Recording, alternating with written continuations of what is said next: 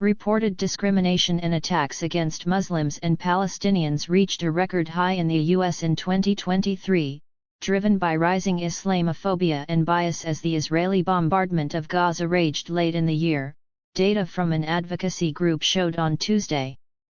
Complaints totaled 8,061 in 2023, a 56% rise from the year before and the highest since the Council on American Islamic Relations (CAIR) began records nearly 30 years ago. About 3,600 of those incidents occurred from October to December, CAIR said.